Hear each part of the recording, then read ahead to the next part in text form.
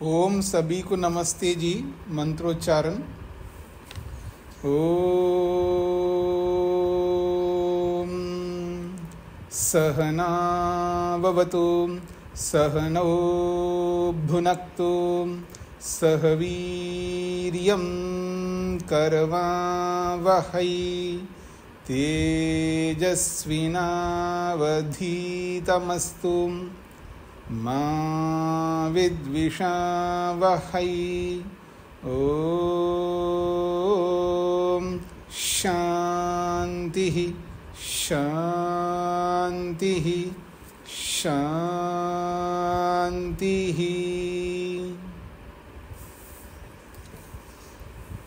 शतपथ ब्राह्मण की कक्षा संख्या 104 है।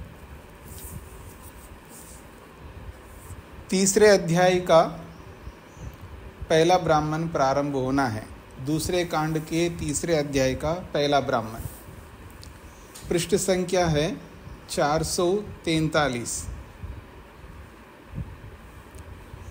प्रसंग वही चल रहा है अग्निहोत्र का। तो पहला खंड है सूर्यो हा वा अग्निहोत्रम। सूर्यो हा वा अग्निहोत्रम।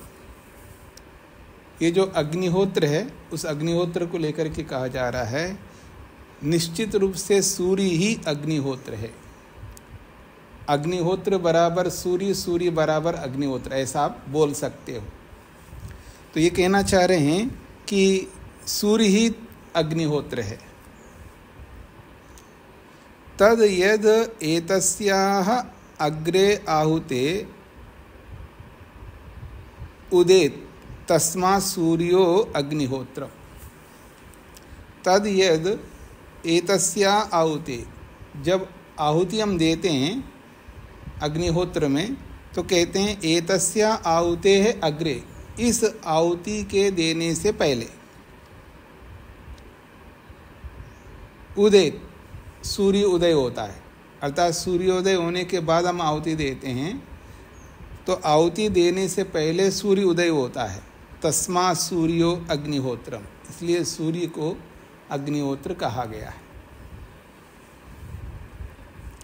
स्पष्ट हो रहा है जी। ये आगे बढ़ रहा हूं मैं।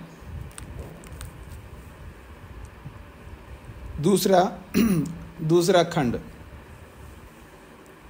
स यत् सायं अस्तमिते जुहोति। स यत् सायं अस्तमिते जुहोति, वह ये जो भी यजमान सायं सायंकाल अस्तमिते जुहोति, सूर्यास्त हो जाने पर या सूर्यास्त होने के बाद जुहोति हवन करता है। या इदम तस्मिन् इह सति जुहवानी। तो कहते हैं यह इदम तस्मिन इह सति, जो यह सूर्य है तस्मिन इह सति,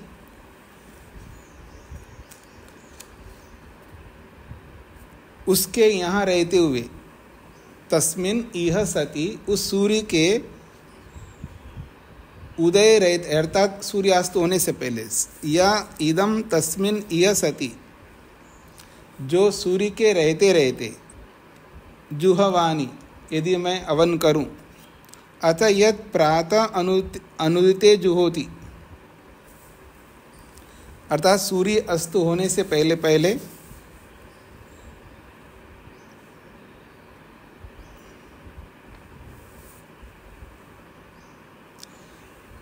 सूर्य अस्त या इदम तस्मिन इह सति का मतलब है सूर्य के रहते रहते, अर्थात सूर्यास्त से पहले सूर्य के रहते रहते जुहवानी, मेरे को हवन करना चाहिए।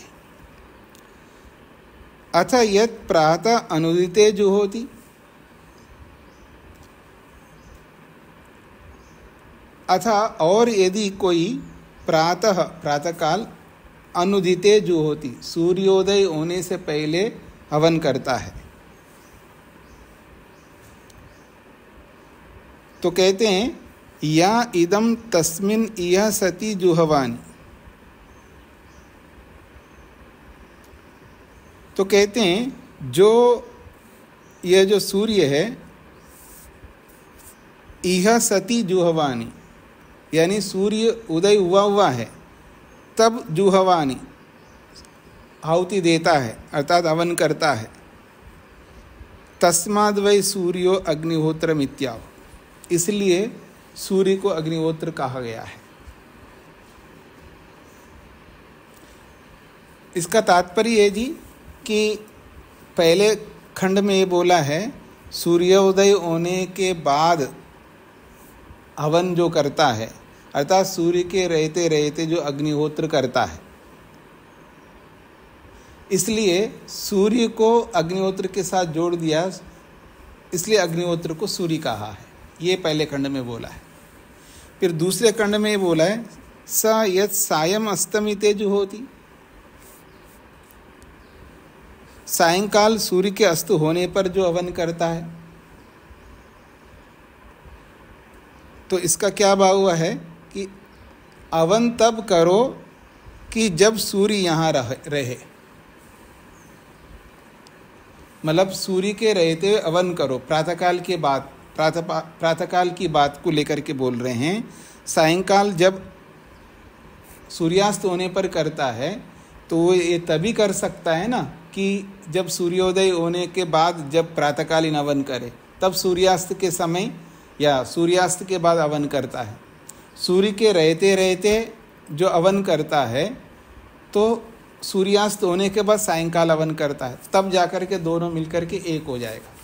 प्रातःकाल और सायंकालीन दोनों को मिलाकर के एक अग्निहोत्र कहलाता है। प्रातःकाल का अलग, सायंकाल का अलग नहीं होता, दोनों मिलके एक अग्निहोत्र माना जाता है। इसलिए दूसरे खंड में कहा है या इदम तस्मिन इह सति जुहवानी, इसलिए सूर्य के रहते रहते मैं हवन करूं, ये इसका तात्पर्य है।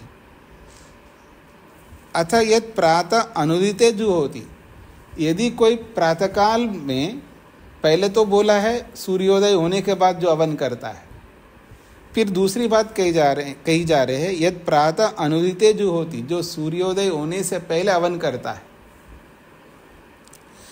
या इदम तस्मिन इह सति जुहवानी, फिर ये जो बात कही गई है कि सूर्य के रहते रहते जो हवन करें, तभी ये बात संभव होगा कि सूर्य को अग्निहोत्र कहा जाएगा।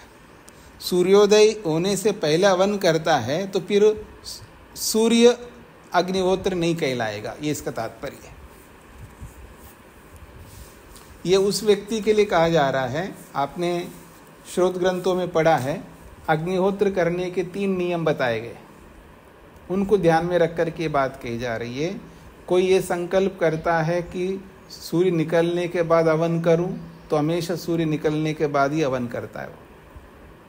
और जो सूर्योदय से पहले हवन करूं, तो हमेशा सूर्योदय से पहले हवन करता है। तीसरा ये है सूर्य उदय हो रहा है, अभी उदय नहीं हुआ, उदय हो रहा है, सूर्योदय के काल में। सूर्योदय के बाद हवन करना, सूर्योदय से पहले हवन करना, तीसरा है सूर्योदय के काल में हवन करना। ये 3 भेद हैं, उन बातों को ध्यान में रख करके ये बात कही जा रही है। हाँ जी, दूसरा खंड स्पष्ट हो गया जी आप सबको? आगे बढ़ रहा हूं मैं।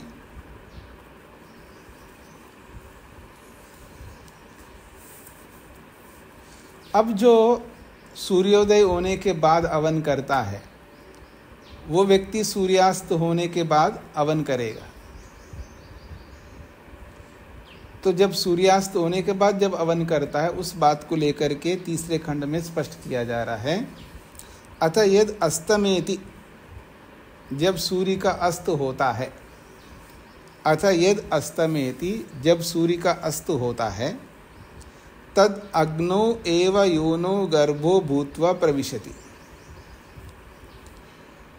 तद वो जो सूर्य है, अग्नो एव योनो गर्भो भूत्वा, अग्नि के अंदर प्रवेश किया एक प्रकार से, सूर्य जो है अग्नि के यानी रात्रि में प्रवेश किया, अग्नि के अंदर प्रवेश किया एक प्रकार।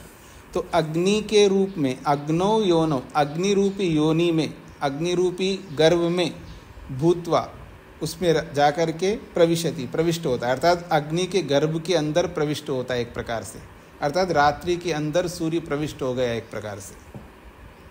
तम गर्भम भवंतम इमा सर्वा प्रजा अनुगर्भा भवंती।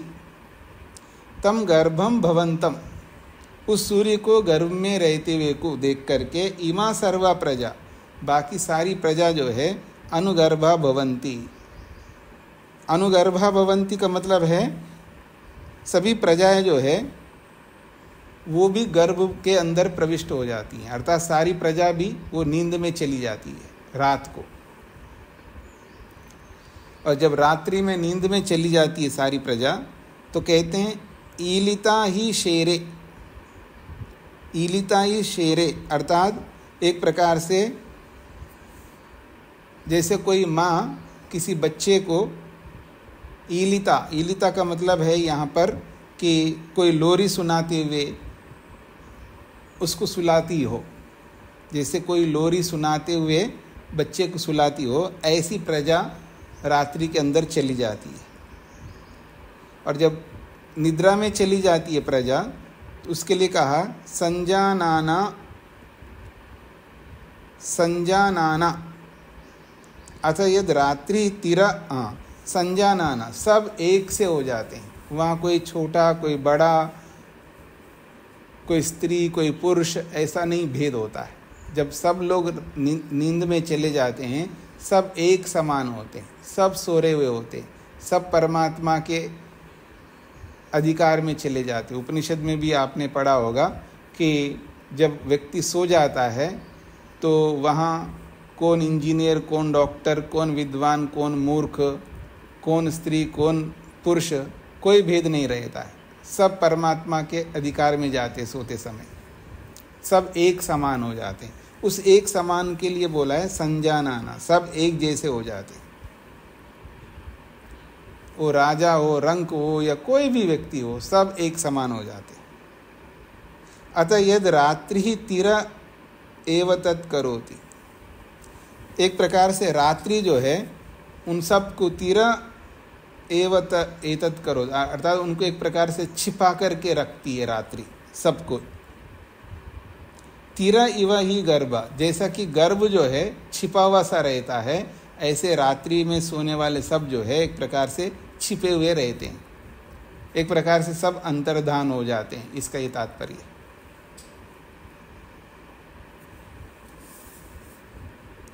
स्पष्ट हो गया जी? आगे बढ़ रहा हूं मैं। चौथा खंड, स यत् सायं अस्तमिते जुहोति, जब कोई व्यक्ति सायंकाल सूर्यास्त हो जाने पर अग्निहोत्र करता है, स यत् सायं अस्तमिते जुहोति, वह यजमान सायंकाल सूर्यास्त होने के बाद हवन करता है। गर्भम एव एतत् संतम अभिजुहोति, एक प्रकार से सूर्य को गर्भ में रह सूर्य गर्भ में है सूर्य गर्भ में है ऐसा मानता हुआ ही अभिजुहोति वो हवन करता है। गर्भम संतम अभिकरोति, सूर्य को गर्भ में मानता हुआ ही वो ये सब क्रियाएं करता है। स यद गर्भम संतम अभिजुहोति, जब वो यजमान सूर्य को गर्भ में, अर्थात गर्भ का मतलब यहाँ रात्रि, सूर्य को गर्भ में रात्रि में विद्यमान है ऐसा मान करके अभिजुहोति हवन करता है। तस्माद् इमे गर्भा अनश्नन्तो जीवन्ति, इसलिए इमे गर्भा अनश्नन्तो जीवन्ति, ये सारी प्रजा जो है न खाती हुई जो है गर्भ में विराजमान होती है, तो न खाती हुई जीवित रहती है। यानी रात्रि में कोई नहीं खाता है रात्रि में नहीं खाता मतलब सोने के बाद, जो जाग रहा होता है वही खाता रहता है। जब सोया हुआ रहता है तो शांति रहती है, कोई नहीं खाता होता है, तो ना खा करके भी जीवित रहते हैं रात्रि में, ये इसका तात्पर्य है। ये अलग बात है, आजकल तो जो नहीं सोने वाले होते हैं वो रात्रि में जब भी देखो खाते हुए दिखाई देंगे, वो एक अलग बात है। लेकिन सामान्य रूप से जब आप देखेंगे तो जब सब लोग सो जाते हैं तो रात्रि में कोई नहीं खाता है, सोता हुआ व्यक्ति नहीं खा रहे होते हैं, तो ना खा करके ही जीवित रहते हैं सोते हुए लोग, इसका ये तात्पर्य है।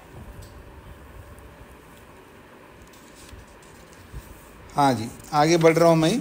5वां खंड।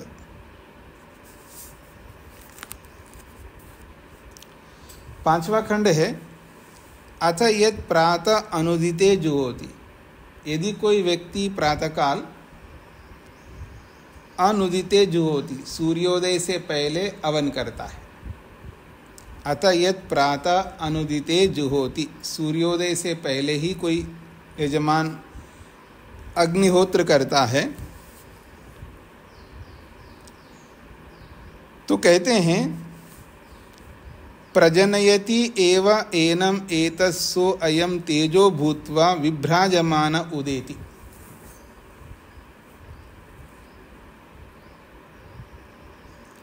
तो कहते हैं प्रजनयति एव एनम, इस यजमान को एक प्रकार से वो प्रजनयति उत्पन्न करता है।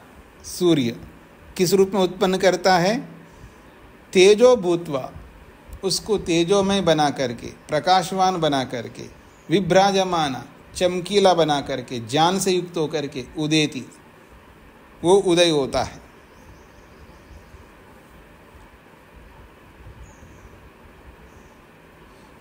मतलब ये इसका अभिप्राय है, एक प्रकार से सूर्योदय से पहले कोई हवन करता है तो उस आहुति को प्राप्त करके सूर्य जो है एक प्रकार से तेजोमय बन करके, प्रकाशवान बन करके उदय को प्राप्त होता है। ये इसका तात्पर्य है, शक्तिशाली बन करके उदय को प्राप्त होता है। शश्वद वै न उदीयात्, शश्वद वै न उदीयात् यद अस्मिन् एताम आहुतिम न जुह्यात्। कहते हैं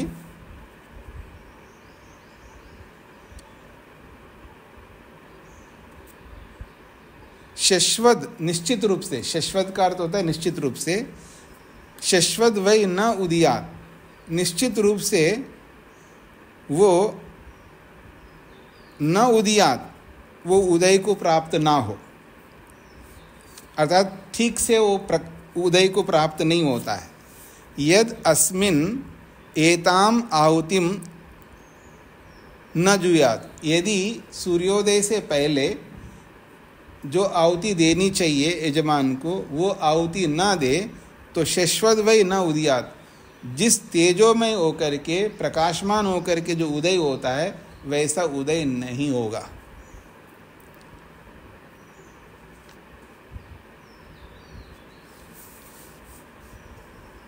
एताम आहुतिम न जुह्यात्, एताम आहुतिम न जुह्यात्, सूर्योदय से पहले इस आहुति को ना दिया जाए तो शश्वत वै न उदीयात्, इसका तात्पर्य। तस्मात् एताम आहुतिम जो होती, इसलिए इस अग्निहोत्र की आहुति सूर्योदय से पहले यजमान देता है, इसका तात्पर्य। तो पहले तो कहा है सूर्योदय के बाद देने की बात, अब कह रहे हैं सूर्योदय से पहले आहुति देने की बात। तो इसका तात्पर्य होता है ये हमारे संकल्प के ऊपर निर्भर करता है। यदि आपने अपना संकल्प किया कि सूर्योदय से पहले हवन करूँगा, तो सूर्योदय से पहले हवन करने का संकल्प आप लें और सूर्योदय से पहले आप हवन नहीं करें तो जो आपका जो सूर्योदय है वो तेजोमय ही नहीं रहेगा। इसका तात्पर्य क्या है जी? इसका तात्पर्य है आप संकल्प लेकर के भी उस कार्य को नहीं करते हैं तो आप वो जो तेज आपके अंदर होना चाहिए, जो सामर्थ्य आपके अंदर होना चाहिए, वो सामर्थ्य नहीं रहेगा, आपके अंदर एक कमी खलेगी। देखो मैंने वचन दे करके नहीं निभा रहा हूँ, वो दिमाग में मन के अंदर रहता है। तो वो उस स्फूर्ति से, उस ढंग से उसका जीवन, दिन भर का जीवन वैसा नहीं होगा। तो संकल्प का जो प्रभाव हमारे जीवन के अंदर पड़ता है, हमारे मन में पड़ता है, हमारे व्यवहार में पड़ता है, कि जो हम बोले, जो संकल्प लें, उसी के अनुसार हमको चलना चाहिए, ताकि हम सदा वीर्यवान बने रहे, सामर्थ्यवान बने रहे। नहीं तो जैसा कि आपने उधार लिया मेरे से, मतलब किसी से, और आपने कहा कि अमुक समय दे दूंगा, और वो समय आ गया और आपने नहीं दिया है, तो जब जब मैं आपके सामने आऊँगा तो आप कैसे रहेंगे? सीना तान करके चलोगे या मुंह छुपा करके चलोगे? कैसे रहेंगे आप? जिससे आपने उधार लिया और समयावधि में नहीं दिया है आपने, उसके सामने आप आओगे नहीं, आप उसके आंखों में आंखें मिला करके नहीं देख पाओगे, छिप करके चलोगे। तो ये संकल्प का इतना बड़ा प्रभाव होता है। तो उस दृष्टि से इसको देखेंगे तो इसमें आपको समस्या नहीं होगी। पहले तो ऐसा तो बोला ही नहीं है, सूर्योदय से के बाद में करते हैं तो सूर्य को अग्निहोत्र बोला, और यहाँ उल्टा बोला जा रहा है। सूर्योदय से पहले अगर आहुति देते हैं तो सूर्य तेजवान बन करके उदय होता है, अगर ऐसा नहीं देते हैं तो वो तेजवान नहीं रहता है। ये अलंकार है, या यूँ कहिएगा इसको, ये अर्थवाद है। तो सूर्य को बोलता हुआ वास्तव में सूर्य को नहीं बोला जा रहा, ये हमें यजमान को बोला जा रहा है, हमारी प्रवृत्ति को बोला जा रहा है। तो हम भी तेजवान नहीं रहेंगे व्यवहार में, ये इसका तात्पर्य। हाँ जी, मैं आगे बढ़ूं। छठा खंड। सा यथा अहिस्त्वचो निर्मुच्येत एवं रात्रे पाप्मनो निर्मुच्यते। कहते हैं स यथा अहिस्त्वचो निर्मुच्येत, जिस प्रकार से अहि, अहि कहते हैं सर्प को, सांप को। जैसे सांप जो है, अहिस्त्वचा का मतलब है केंचुली, केवल हई कहेंगे तो सांप होगा, और अहिस्त्वचा का मतलब होता है सांप की जो केंचुली है। जैसे सांप की केंचुली जैसे सांप से अलग हो जाता है, तो सांप जो है एकदम ताजावान बना रहता है, स्फूर्तिला बना रहता है, तेजी से दौड़ने वाला बना रहता है, प्रकाशवान रहता है। एवं ठीक इसी प्रकार से रात्रे पापनो निर्मुच्यते, रात्रि के पाप से वो मुक्त हो जाता है यजमान।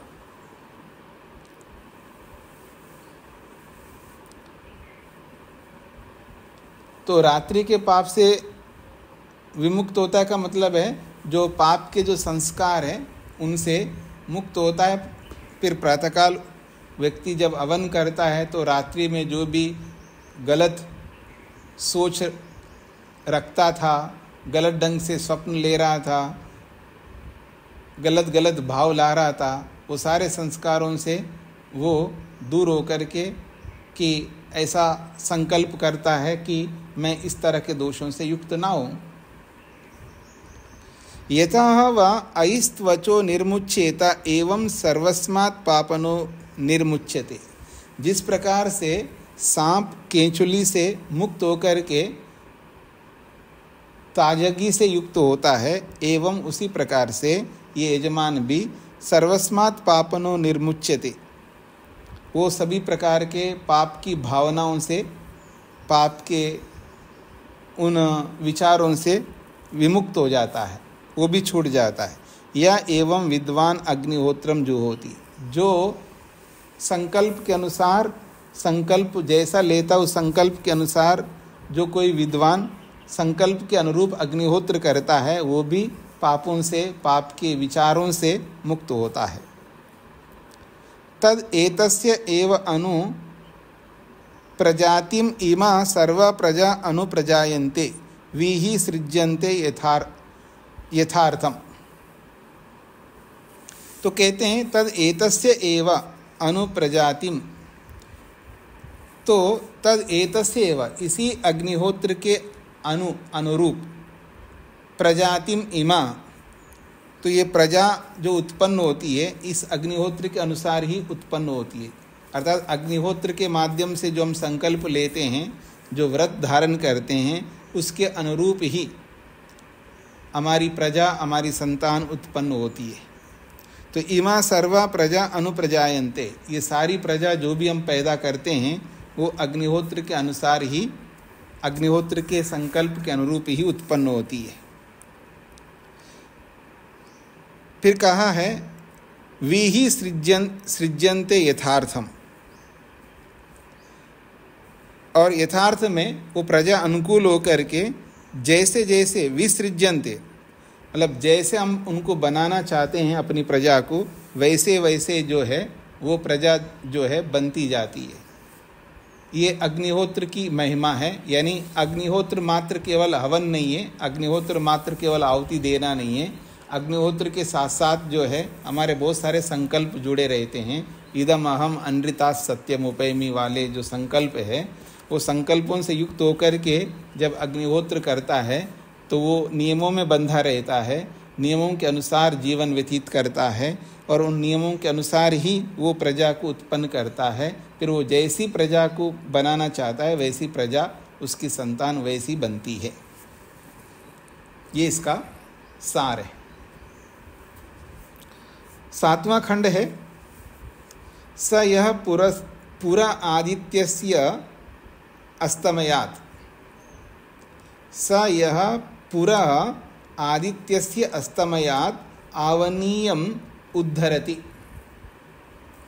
वह जो यजमान है आदित्यस्य अस्तमयात् पुरा, सूर्यास्त होने से पहले पहले, आदित्यस्य अस्तमयात् पुरा, सूर्यास्त होने से पहले पहले वो यजमान आवनीयम उद्धरति, आवनी अग्नि को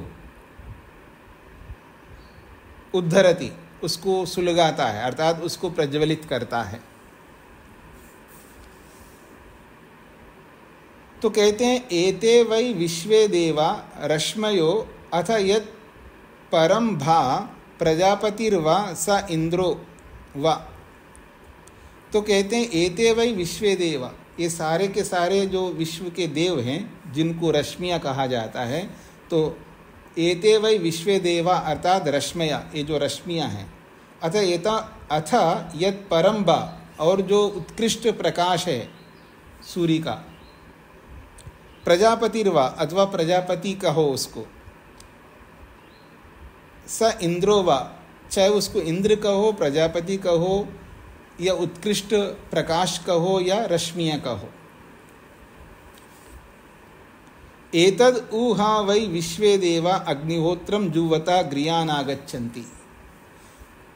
कहते हैं एतद् ऊहा वै, ये निश्चित रूप से ये बात निश्चित है कि विश्वे देवा, सभी देव, सूर्य रश्मियाँ, प्रजापति, इंद्र, जो भी आप कहो, वो सभी के सब विश्वे देवा अग्निहोत्रम जुवता, अग्निहोत्र करने वाले के गृहानागच्छन्ति, उनके घरों में ये प्रविष्ट होते हैं, उनके घरों में ये सारे के सारे देव आ जाते हैं।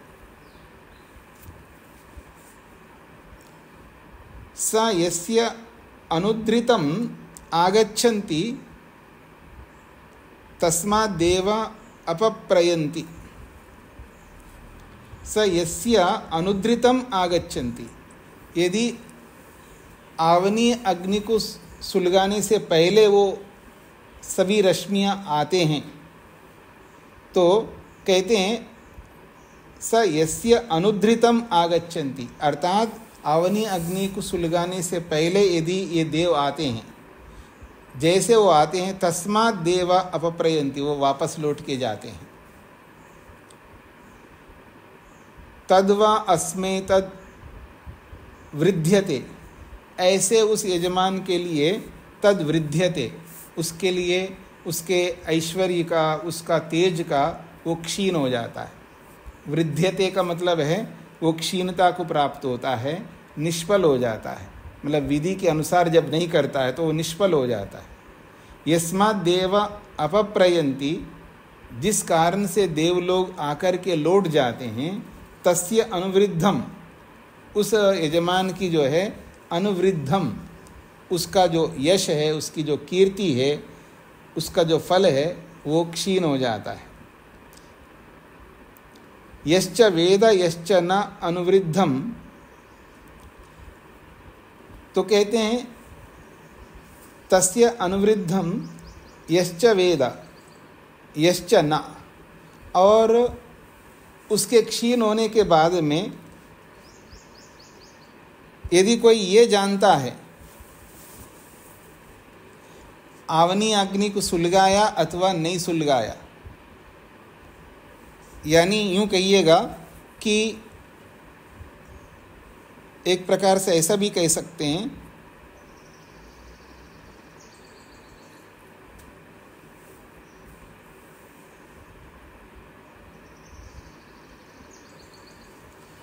ये कह रहे हैं तस्य नु वृद्धम यश्च वेद यश्च न,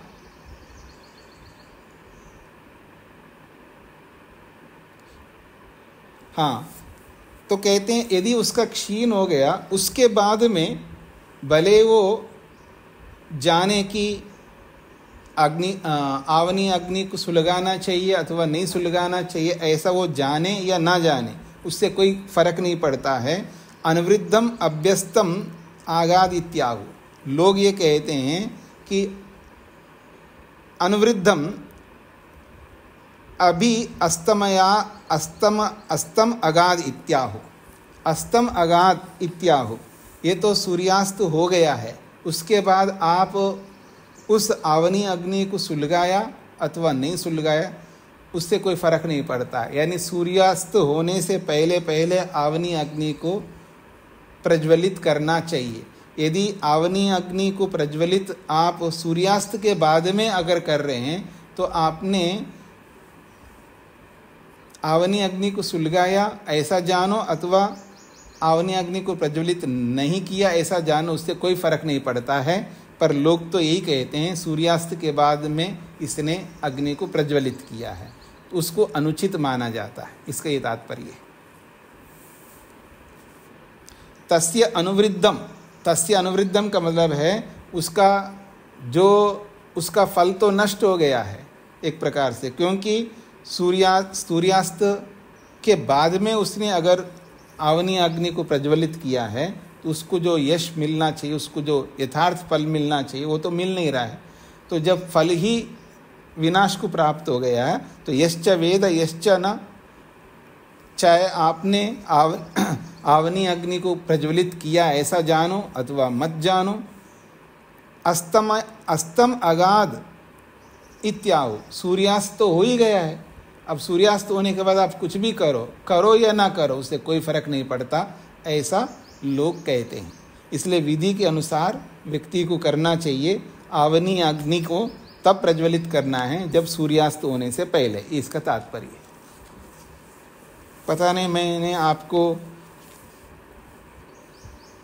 स्पष्ट किया या नहीं किया, आपको कुछ समझ में आया या नहीं आया। मतलब इसका अभिप्राय ये है कि सूर्यास्त से पहले आवनी अग्नि को प्रज्वलित करना चाहिए। अगर कोई व्यक्ति सूर्यास्त के बाद में अग्नि को प्रज्वलित करता है और फिर वो माने कि अब मेरा विनाश, या विनाश तो क्या, मेरे को उचित फल मिलेगा या नहीं मिलेगा, ऐसा कुछ भी समझ ले, लेकिन लोग तो यही कहेंगे कि सूर्यास्त के बाद इसने आवनी अग्नि को प्रज्वलित किया, ऐसा ही माना जाएगा। इसलिए ऐसा लोग ना माने, आपका जो फल, आपको यथार्थ फल मिलना चाहिए, अगर उसको आप लेना चाहते हैं तो विधि के अनुसार करना चाहिए, इसका सार है। जी आगे बढ़ रहा हूँ जी मैं। 8वां खंड, वेद प्रिया जी। स्वामी जी, यदि पूर्व में बताया कि 3 काल जो निर्धारित किए उसमें से किसी भी काल में जिसने संकल्प किया उसने कर ले जी, तो वो उचित है। और अभी फिर ये थोड़ा अलग लग रहा है उसमें कि बात हाँ, नहीं करना तो ये अग्निहोत्र की बात नहीं कर रहे हैं, ये कर रहे हैं ना आवनी अग्नि को प्रज्वलित करने की बात कर रहे हैं। अग्निहोत्र की बात तो अलग है। यह पुरा आदित्यस्य अस्तमयात् आवनीयम उद्धरति, ये आवनी अग्नि को लेकर कह रहे, अग्निहोत्र को लेकर नहीं कर रहे। तो स्वामी जी जब अग्निहोत्र करते हैं, जो हमने कल भी पढ़ा, वो गारहपत्य में करते हैं क्या? हाँ जी, गारहपत्य अग्नि में करते हैं। अच्छा जी ठीक है, ये उससे अलग है, ये आवनी अग्नि के बारे में। हाँ, ये आवनी अग्नि के बारे में बोला जा रहा है कि आवनी अग्नि को जो प्रज्वलित करना है वो सूर्यास्त से पहले पहले करना चाहिए, ये बात कहना चाह रहे हैं जी। 8वां खंड है, अथ यह पुरा आदित्यस्य अस्तमयात् आवनीयम उद्धरति।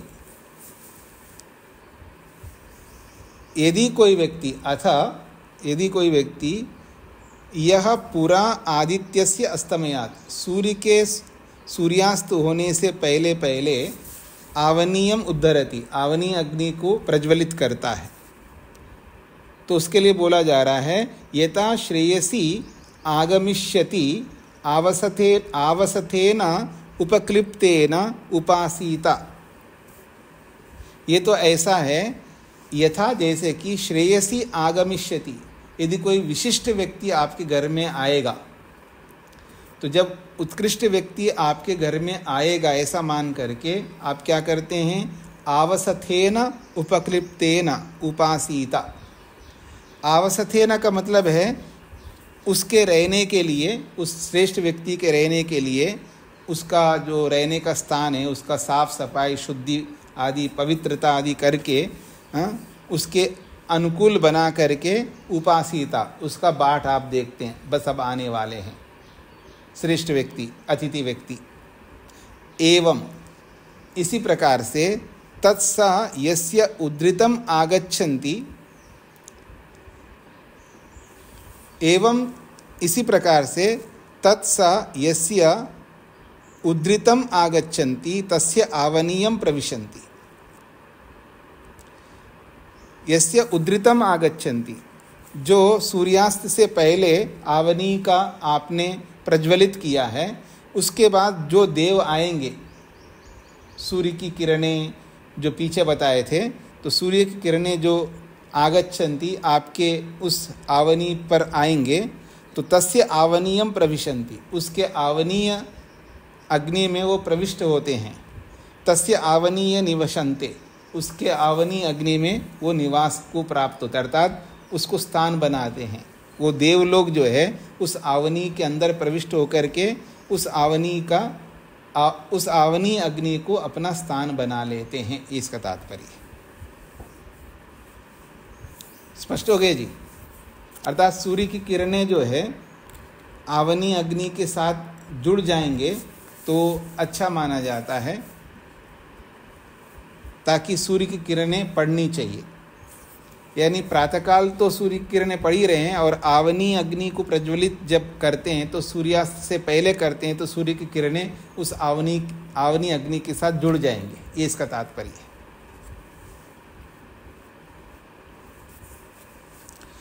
आगे 9वां खंड बताया जा रहा है, स यत् सायं अस्तमिते जुहोति। जब वो यजमान सायंकाल सूर्यास्त होने के बाद अवन करता है, अग्नौ एभ्य एतत् प्रविष्टेभ्यो जुहोति। तो कहते हैं अग्नौ, अग्नि के अंदर, एभ्य, ये जो देव आकर के अग्नि के अंदर प्रविष्ट हो जाते हैं, तो एभ्य एतत् प्रविष्टेभ्य, इन देवताओं के अग्नि में प्रविष्ट होने के बाद जुहोति, वो अवन करता है। अथ यत् प्रातः अनुदिते जुहोति, और यदि कोई व्यक्ति प्रातःकाल सूर्योदय से पहले अवन करता है,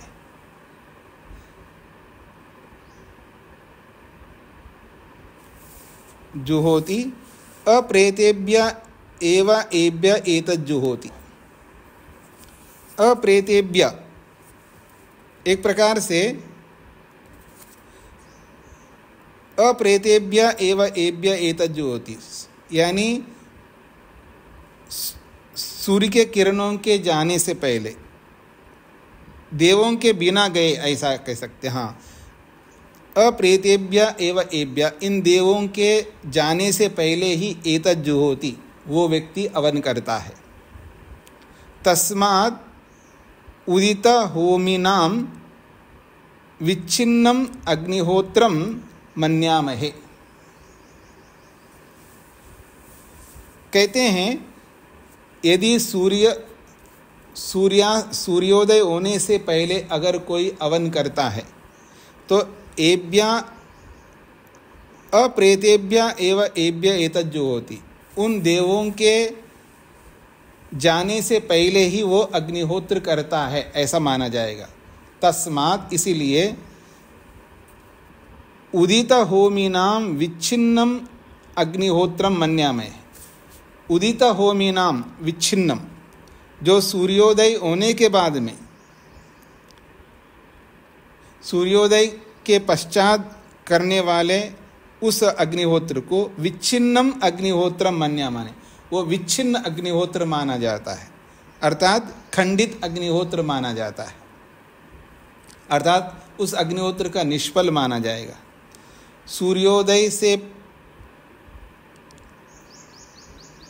सूर्योदय के बाद में जो अग्निहोत्र करने का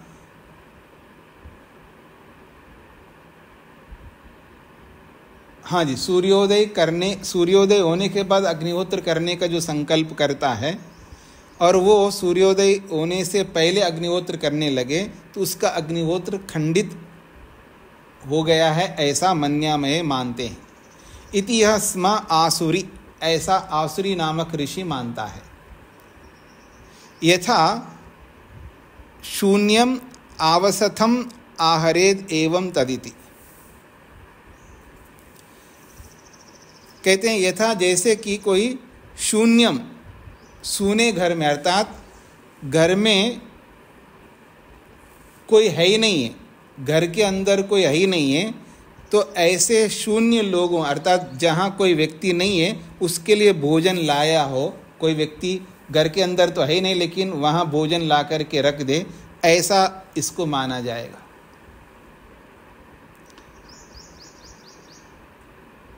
मतलब देवों के यहाँ पर ये बात कही जा रही है, जो सूर्योदय, आप ऐसा भी कह सकते इसको,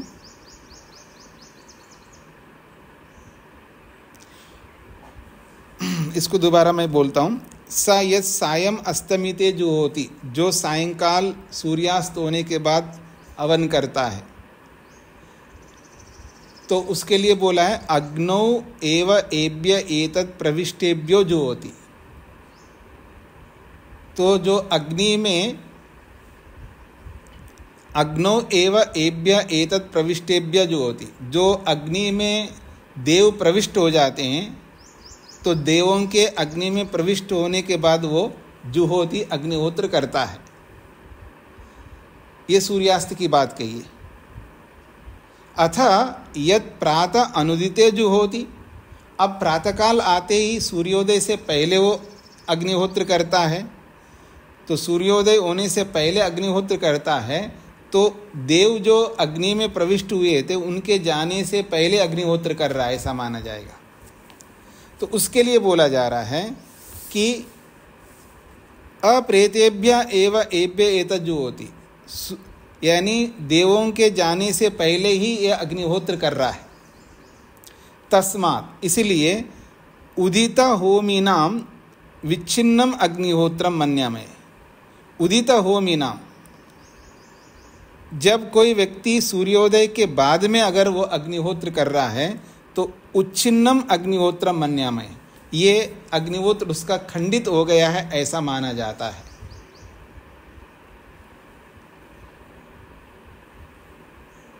मतलब जो संकल्प लिया उसके विरुद्ध अगर अग्निहोत्र करता है व्यक्ति, उसका अग्निहोत्र उच्छिन्न हो जाता है, अर्थात एक प्रकार से यूं कहिएगा निष्फल माना जाता। उच्छिन्नम अग्निहोत्र मतलब निष्फल अग्निहोत्र हो गया, ऐसा माना जाता है। अर्थात संकल्प के अनुसार जब अग्निहोत्र नहीं करते हैं उस अग्निहोत्र का फल निष्फल हो गया है, ऐसा मन्यामहे हम मानते हैं, ऐसा आसुरी ऋषि कहते हैं। उसके लिए एक उदाहरण दिया है, यथा शून्यम आवसतम आहरेद एवं तदिति। जैसे घर के अंदर कोई है नहीं है और उसके लिए आहार भोजन लाया गया हो, ऐसा माना जाएगा।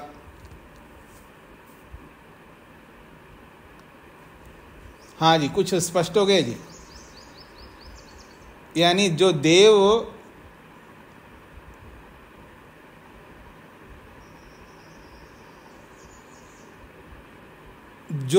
चले गए हो जिस घर में से, उस घर में देवों के लिए आप आहुति ले आओ, तो वो तो बिना देवों के आहुति दिया जा रहा है ऐसा माना जाएगा। अथवा यूँ कहिए, जब कोई घर के अंदर अतिथि है ही नहीं है और उस अतिथि के लिए आप भोजन ला रहे हो, तो विरह घर के अंदर भोजन ले जाने का कोई अर्थ नहीं है, इसका ये तात्पर्य है। मतलब सूना घर में आहुति देने से उसका फल नहीं मिलता है, ये इसका तात्पर्य है। हाँ जी, कुछ स्पष्ट हो रहा है जी जो मैं कहना चाह रहा हूँ?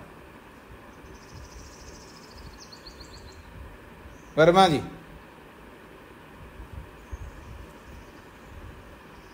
जी स्वामी जी। जी जी, आगे बढ़ता हूँ जी। 10वां खंड है, द्वयम वा इदम जीवनम मूली च एवं मूली च एव अमूलम च। द्वयम वा इदम जीवनम मूली च अमूलम च। दो प्रकार का जीवन होता है, पीछे भी ऐसा ही आया था, मूली अमूली का। तो द्वयम वा इदम जीवनम, ये जो जीवन है वो दो प्रकार का होता है, एक मूली और एक मूल वाला जड़ों वाला, एक अमूलम एक बिना जड़ वाला। तद उभयम देवानाम सन मनुष्य उपजीवंती।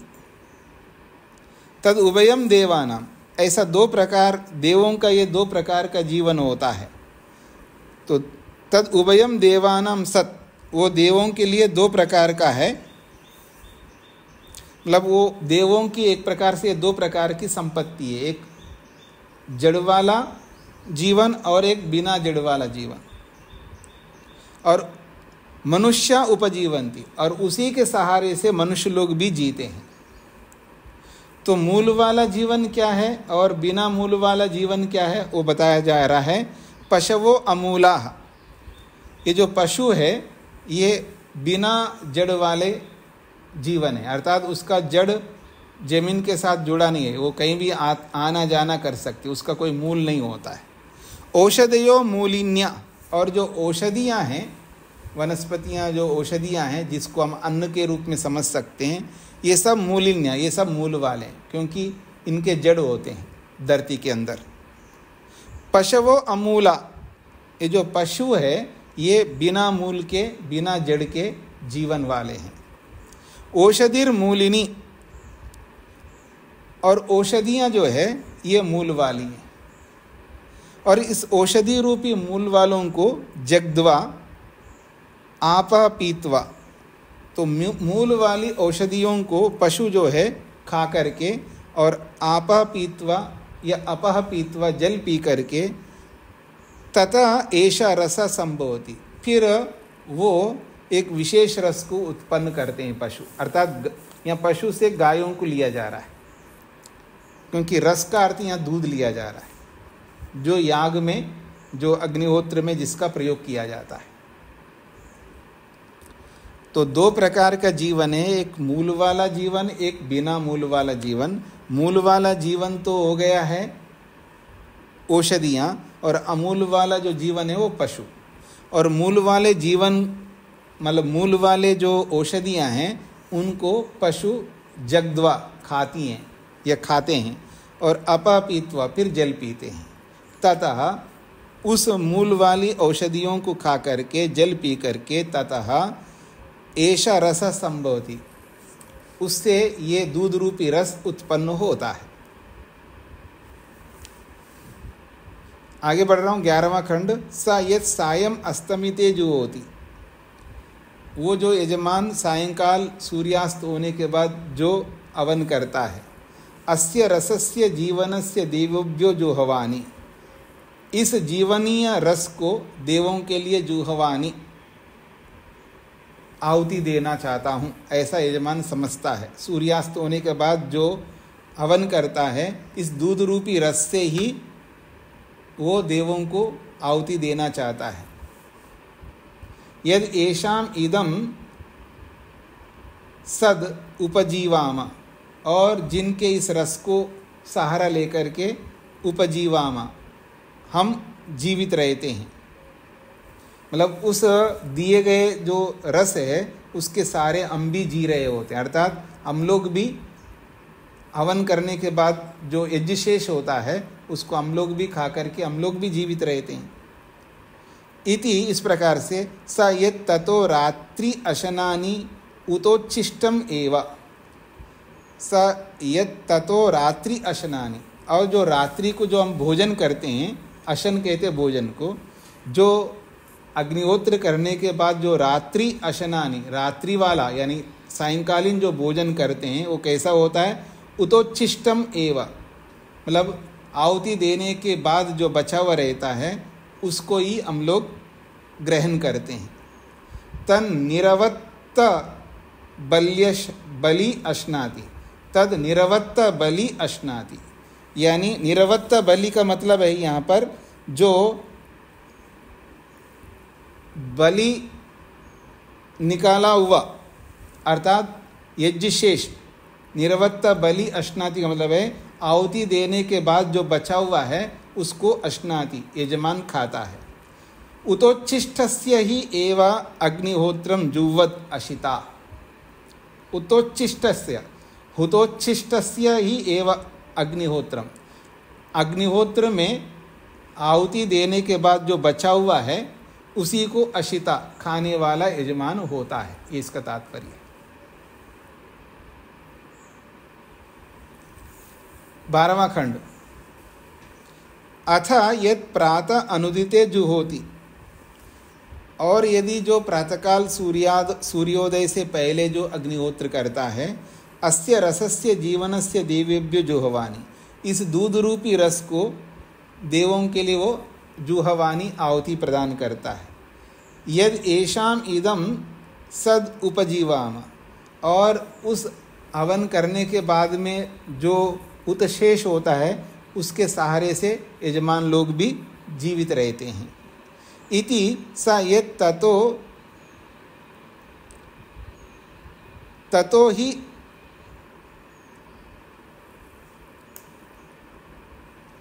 ततो अहन्ना अश्नाति, ततो अहन्ना अश्नाति, उसके बाद यानी अहन्ना दिन में वो खाता है, अर्थात सूर्योदय से पहले आहुति देने के बाद जो बचा हुआ है अहन्ना अश्नाति, वो दिन में फिर खाता है उसको।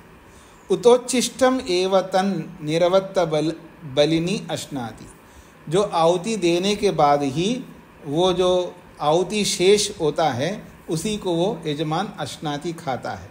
तो उतोच्छिष्टस्य ही एव अग्निहोत्रम जुह्वत् अशिता, अग्निहोत्रम जुह्वत्, अग्निहोत्र को करने के बाद ही उतोच्छिष्टस्य अशिता, बची हुई उस आहुति को ही वो खाता है, यानी यज्ञशेष को ही खाता है, ये इसका तात्पर्य। सायंकाल की बात भी कहा है, सायंकाल भी यज्ञशेष को खाता है और प्रातःकाल भी यज्ञशेष को खाता है, यानी बिना यज्ञ किए नहीं खाना चाहिए, इसका ये तात्पर्य है।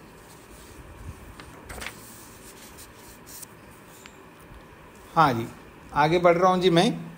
13वां खंड। तद आहु, इस अग्निहोत्र को लेकर के कुछ याज्ञिक लोग कहते हैं, सम एव अन्ये यज्ञा तिष्ठन्ते अग्निहोत्रम एव न संतिष्ठते। सम एव अन्ये यज्ञा तिष्ठन्ते, तिष्ठन्ते के साथ में सम जोड़ना है, तो अन्ये एव यज्ञ, जो बाकी सारे यज्ञ, जितने भी सारे यज्ञ होते हैं वो संतिष्ठन्ते, वो समाप्त हो जाते हैं। जितने भी याग हम करते हैं वो सारे के सारे याग समाप्त होते हैं, परंतु अग्निहोत्रम एव न संतिष्ठते, अग्निहोत्र कभी समाप्त नहीं होता है। अग्निहोत्र को निरंतर करना होता है, बाकी याग को करने के बाद समाप्त होता है, एक बार करेगा उस याग को, अश्वमेध याग एक बार करता है, राजसूय याग एक बार करता है जीवन में, ऐसे ही बहुत सारे अलग अलग याग, सोम याग एक बार करता होगा, ठीक है ना। बाकी याग तो समाप्त होते हैं जल्दी। तो अन्ये यज्ञाः समतिष्ठन्ते, बाकी जितने भी याग होते हैं वो सब जो है समाप्त होते हैं। अग्निहोत्रम एव न संतिष्ठते, अग्निहोत्र कभी समाप्त नहीं होता है। अपि 12 संवत्सरम अंतवद एव, कहते हैं अपि 12 संवत्सरम, कोई 12 साल का जो सत्र याग करता है, 12 वर्ष का सत्र याग होता है, अपि 12 संवत्सरम, 12 सालों तक भी वो व्यक्ति याग करता है, अंतवद, वो भी समाप्त होता है, अंतवद एव, वो भी समाप्त होने वाला है। अंतवद एव अथ एतद एव अनंतम, और यही अनंत है, यही न समाप्त होने वाला है। कौन? सायं ही उत्वा वेद प्रातर्होष्यामि इति, सायंकाल हवन करके प्रातःकाल फिर मैं हवन करूँगा, ऐसा व्यक्ति वेदा जानता है। सायं ही उत्वा, सायंकाल हवन करके प्रातः ओष्यामि इति वेदा, फिर मैं दोबारा प्रातःकाल करूँगा, ऐसा व्यक्ति जानता है। फिर कहते हैं प्रातर्हुत्वा वेद पुनः सायं होष्यामि इति, प्रातःकाल हवन करके फिर सायंकाल होष्यामि, सायंकाल फिर हवन करूँगा, ऐसा वेदा जानता है। मतलब ये निरंतर चलने वाला है अग्निहोत्र। बाकी सब जल्दी समाप्त होते हैं, अग्निहोत्र अंतवान नहीं है, ये अनंत है, निरंतर करने वाला याग है, ये निरंतर करने वाला यज्ञ, ऐसा ये कहना चाहते हैं। तद एतद अनुपस्थितम अग्निहोत्रम, वह यह अग्निहोत्र अनुपस्थितम अग्निहोत्रम, अर्थात न समाप्त होने वाला अग्निहोत्र है।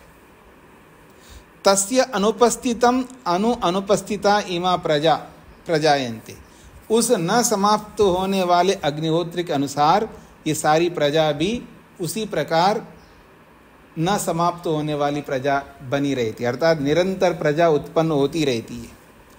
अनुपस्थितो वै श्रिया प्रजया प्रजायते, और जो इस अनंत अग्निहोत्र को करने वाला जो यजमान होता है वो भी अनुपस्थितो वै श्रिया, वो भी न समाप्त होने वाली श्री से युक्त होता है, प्रजया प्रजा से युक्त होता है।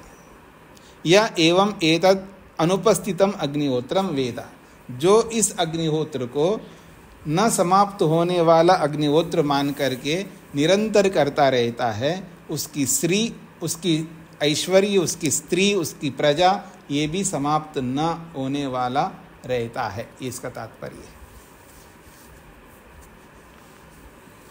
ठीक हो गया जी, आगे बढ़ रहा हूं मैं। 14वां खंड।